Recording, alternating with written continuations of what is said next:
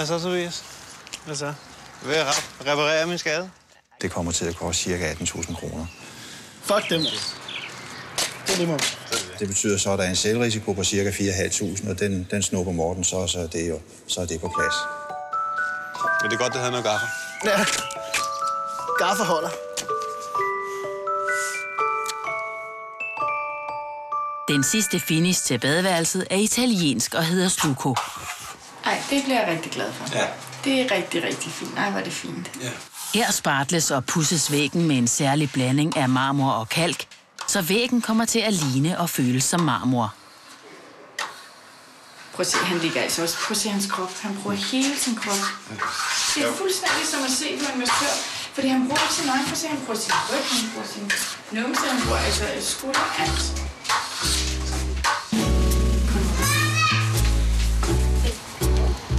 De sidste 10 uger er boligen gået fra byggeplads til noget, der begynder at ligne et hjem. Inden den sidste regning til entreprenøren betales, skal byggeriet kontrolleres fra A til Z. Byggerådgiver Per Gronert hjælper med at finde fejl og mangler. Døren, den binder rigtig meget. Og klæder Morten og mig på til det sidste afgørende møde med entreprenøren. Så er det altså meget vigtigt, at I kommer på banen med alle de fejl og mangler, som I har fundet, fordi bagefter så kan det være svært at få dem rettet, når først han har forladt pladsen. Der er kommet nogle revner og... Og hak herovre, ikke? En stor skade her.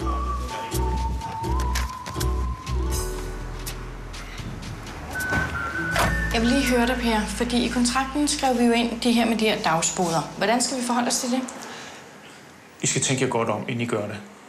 Arne, han er en af den sjældne art i den race, man kalder entreprenør. Han har gjort et stort stykke arbejde her. Men vi kan godt gå hen til ham og sige, Arne, det koster dig bare 1.000 kroner gange 2-3 dage. Sådan er det. Men jeg synes, I skal tænke jer om. Hej, Arne. Hej. Nu skal vi jo ud og have gennemgang om alt det her, vi har talt med Per om, med entreprenøren, for ligesom at tale om de der fejl og eventuelle mangler, som der er på badeværelset. Ja, der er en lille finish. Ja. Og vi har jo været en runde rundt og kigge. Vi vil jo rigtig gerne have, at tingene er i orden, fordi det, som Per siger, så er det os, der skal leve med det altid. Men samtidig er det også svært at stå og pege fingre af andres arbejde. Vi kan starte med døren. Ja. Det ved du. Det var det med, at Ja, det får vi selvfølgelig lige klaret. Så er det det her Strukoluxo. Der er jo kommet nogle skader, desværre. Vi arbejder på at løse det. Det er ligesom mit ansvar, i og med, at jeg har det med i entreprisen, ikke? Så jeg skal nok sørge for, at der bliver taget hånd om det. Der er knækket en lille bit smule af her. Det får vi selvfølgelig lige klaret. Og det flotte toiletbræt, den er født med en lille fejl. Min VVS-mand, han har allerede fået rekvireret et nyt, så det er nok på vej. Rigtig godt. Vi så det jo, da han pakkede det ud, ikke? Ja. Så... Hvis du går og tænker på vores aftale, som vi lavede, inden du gik i gang med en afslutningsdato og dagsbåd, der har vi talt sammen og fundet frem til, at vi er simpelthen så utrolig glade for alt det her, du har lavet. Så det sætter vi selvfølgelig en stor fed streg over os, at det bliver ikke tilfældet det her. Ja. Nej, så det er jo rart at høre, jo, fordi så behøver jeg ikke at stå helt vand ud i ørerne. Nej. Så vi vil i hvert fald gerne sige dig tusind tak. Ja, så håber jeg, at jeg lige kan få detaljerne med til sidst her. Så. Ja. Det er jo gået så hurtigt, og de mennesker, der har været her, de har simpelthen været så venlige og hjælpsomme, og det har været det hele værd. Selvfølgelig har der været lidt modgang, men en bil kan jo også repareres, så... Det startede med, at I fik jer forhandlet frem til dagbøder på 1.000 kroner hos entreprenøren. Hvad siger jeg til, hvis nu vi siger 500 kroner? 1.000 kroner, så kører vi fuldstændig kridt og stregen op. Det var godt gået, mig. Du er en ret dygtig forhandler. Det er en fair måde at få entreprenøren til at leve op til hans eget tidsplan. Så kom de første ekstra regninger. Et sted mellem 13.000 og 15.000 kroner. Og sagde du, hvad, 13? Og I skulle forhandle betaling for ekstra arbejder. Hvad fanden gør vi? Nu beder vi dig om at give lidt her. Men jeg er ked af, jeg kan ikke rigtig barbere det der. Han var sgu ikke til at hugge eller stikke i. Godt nok hård. Resultatet blev, Morten, at du skulle køre affald. Jeg tager det ikke. Der er ikke noget, der hedder, jeg ikke gider.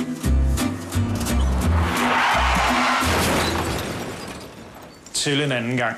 Opvej fordele og ulemper ved selv at påtage jer arbejdsopgaver. Det tror jeg, vi har lært. Er skadet ved med klog.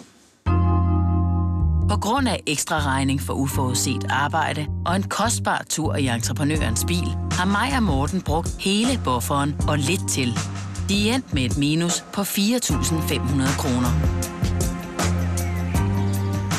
De 3 boligeksperter kommer for at se den færdige ombygning og indrette de sidste detaljer, som skal være en overraskelse for familien.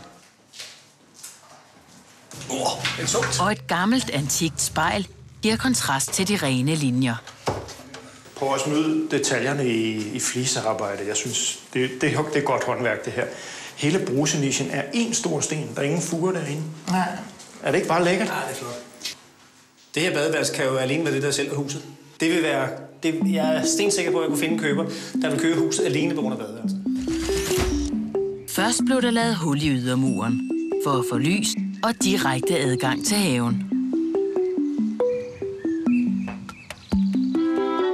Væggen til soveværelset måtte også lade livet i jagten på kvadratmeter til det lækre badeværelse med spa.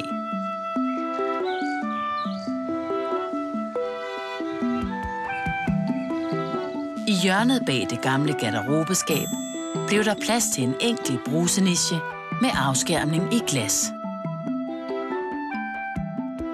Den tunge stil fra 70'erne er afløst af et let udtryk med blandt andet toilettet, der svæver over de italienske natursten. Jamen, så er der jo også korianbordpladen her, som har den fordel, at man kan lave korian og vask ud i et stykke. Ikke? Og vi er enige om, at korian er klart bedst i et badeværelse frem for et køkken. Korian er rigtig godt i et badeværelse, fordi der har du ikke problemerne med kaffe og te og sådan nogle ting, som giver misfarvninger. Men det er rigtig godt i et badeværelse. Ombygningen er blevet forsejlet. Nu er vi bare drønspændte væk to, tror jeg. Jeg tror bare, vi har lyst til at komme ind og se vores badeværelse. Og ekspertpanelet retter den sidste detalje. Jamen, altså, hvis vi ser på husets størrelse og den værdiforøgelse, det her badeværelse kan få på husets størrelse, så tror jeg, de får 1 million mere for deres hus nu, efter at have lavet det her badeværelse. Tror du det? Ja. Det er da den bedste investering, man kan gøre. Smide 500.000 ind, og så få en hel ud. Det, som jeg glæder mig allermest til, det er, at jeg skal i Spanien.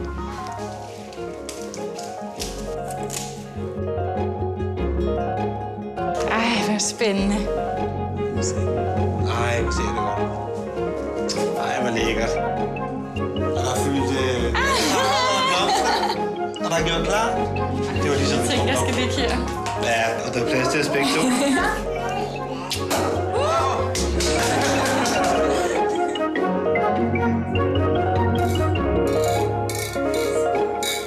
Jeg tror, jeg kunne sælge huset alene på grund af badeværelset. Ja. Så vi lavede en annonce, der hed badeværelse sælges, hus medfølges. Nå, så kan I godt komme hjem, så jeg kan komme i Spanien. Jamen, altså, materialerne er virkelig gennemført, ikke? Altså, det er super duper materialer. For mig er det helt klart størrelsen ved badeværelse, at panelet fik den gode idé at flytte væggen ind mod soveværelset, så vi i dag har et badeværelse på knap 10 kvadratmeter, hvor en familie på 4 sagtens kan være i. Det er for mig en rigtig, rigtig dejlig ting. Sidder du også og får lyst til at bygge om, så har du chancen for at vinde arkitekthjælp til dit projekt. Klik ind på bedrehjemtv2.dk.